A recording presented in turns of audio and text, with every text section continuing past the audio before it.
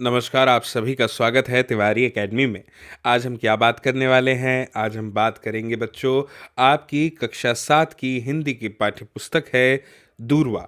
उसके 13वें पाठ की हम आज चर्चा करेंगे, जिसका शीर्षक है नृत्यांगना सुधा चंद्रन। तो चलिए शुरू करते हैं इस अध्याय को पढ़ना और समझना। लेकिन मुझे ऐसा लगता है बच्चों कि इस अध्याय को इससे पहले हम समझें या जानें, क्यों ना एक बार इस अध्याय के शब्दार्थ को समझ लें, क्योंकि शब्दों के अर्थ को समझ लेने के बाद में अध्याय को समझना हमारे लिए बेहद सरल हो जाता है। तो चलिए एक नज़र डालते हैं इस अध्याय के शब्दार्थ पर। तो सबसे पहला शब्द जो हमारे सामने है वो है इच्छा शक्ति। इच्छा शक्ति का मतलब यहाँ पर हमें शब्दार्थ में दिया हुआ है अर्थ मनोबल, है ना। अब देखिए बच्चों, एक बात ध्यान दीजिएगा कि यदि हमारे मन में इच्छा शक्ति यानी कि मनोबल ही नहीं है, तो क्या हम किसी काम को अच्छे से कर पाएंगे? नहीं कर पाएंगे। किसी भी कार्य को करने के लिए हमारे मन में इच्छा शक्ति का होना, मनोबल का होना बहुत ज़रूरी है।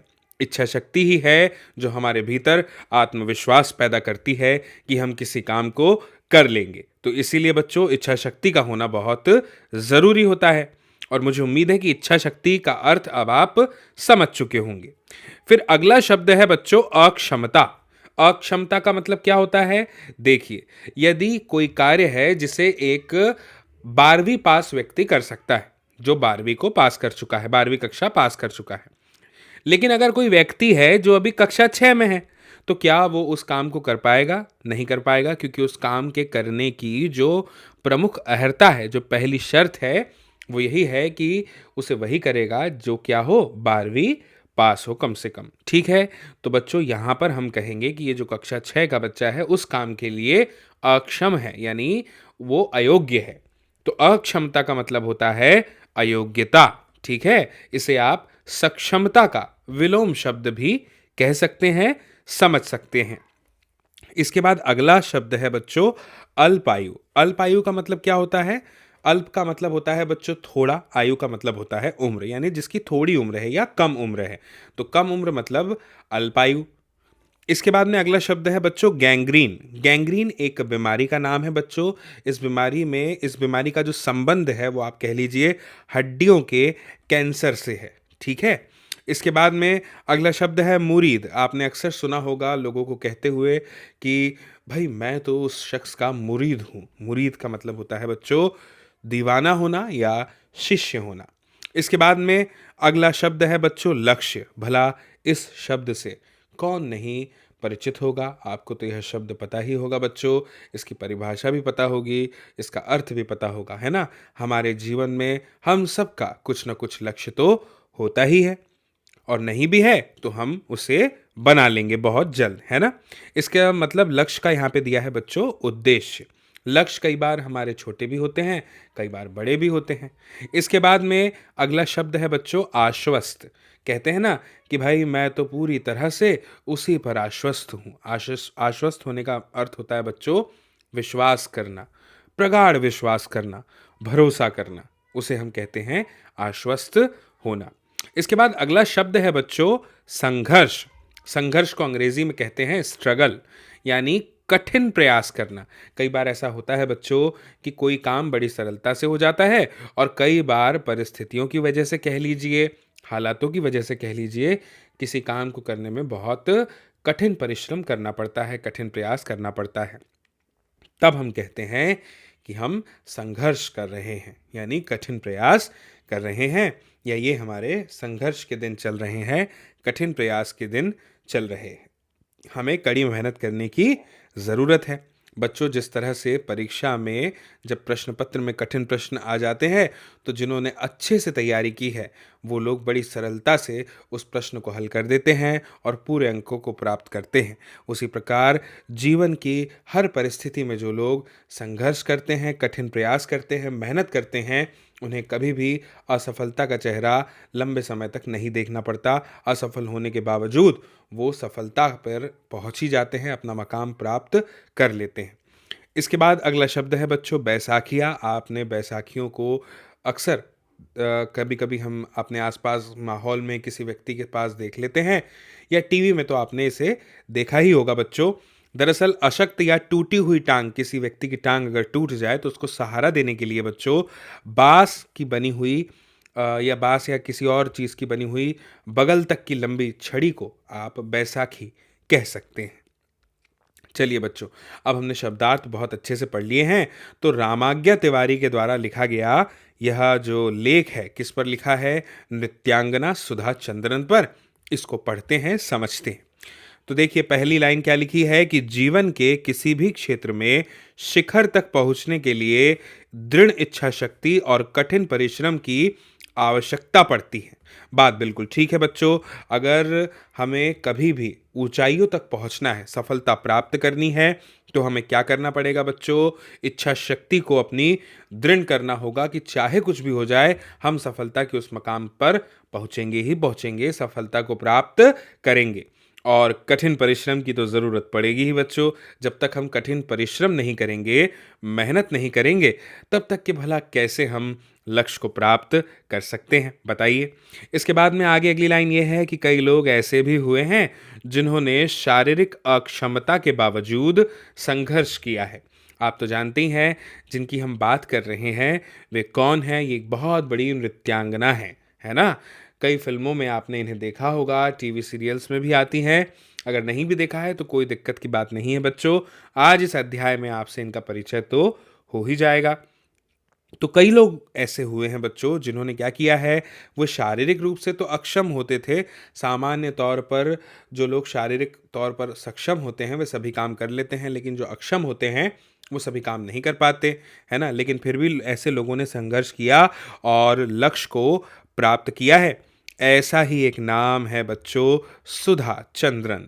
पैर खराब होने के बावजूद वह चोटी की नृत्यांगना बनी। चोटी की नृत्यांगना मतलब जिन्होंने नृत्यांगना, ऐसी वैसी नृत्यांगना नहीं, बल्कि नृत्य की शिखर को उन्होंने छुआ, है ना। जो नृत्य का एकदम उच्चतम स्तर है उसको उन्होंने छुआ, है ना।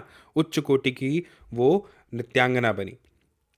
चलिए और जानते हैं इनके बारे में। अब यहाँ पर इनके बारे में एक छोटा सा इंट्रोडक्शन है कि सुधा चंद्रन की माता श्रीमती थंगम एवं पिता श्री के डी चंदन की हार्दिक इच्छा थी कि उनकी पुत्री राष्ट्रीय ख्याति की नृत्यांगना बने। इसीलिए बच्चों चंद्रन दंपत्ति ने क्या किया, सुधा को 5 वर्ष की अल्पायु में ही यानी कम उम्र में ही मुंबई के प्रसिद्ध नृत्य विद्यालय कला सदन में प्रवेश दिलवाया।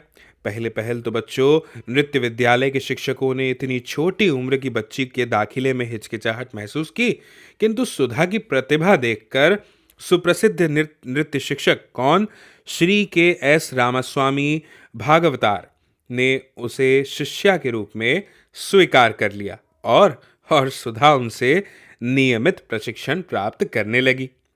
बच्चों जल्द ही सुधा के नृत्य कार्यक्रम विद्यालय के आयोजनों में होने लगे।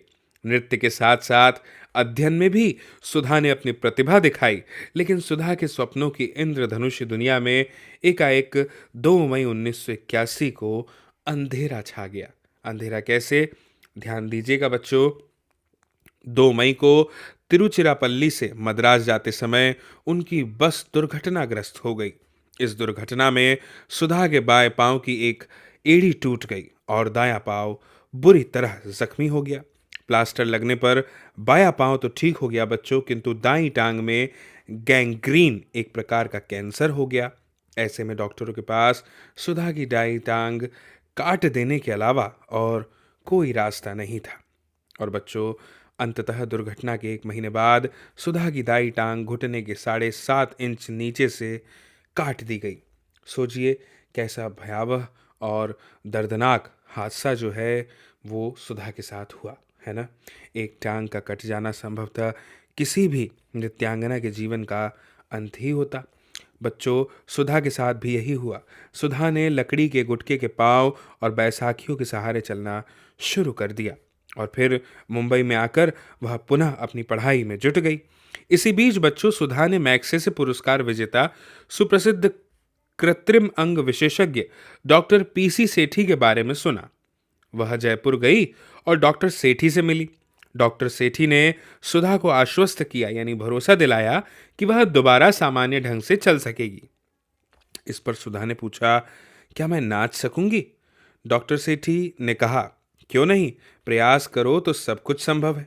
डॉक्टर सेठी ने सुधा के एक विशेष प्रकार की टांग उनके लिए बनवाई जो एल्यूमिनियम की थी, और इसमें ऐसी व्यवस्था थी कि वह टांग को आसानी से घुमा सकती थी।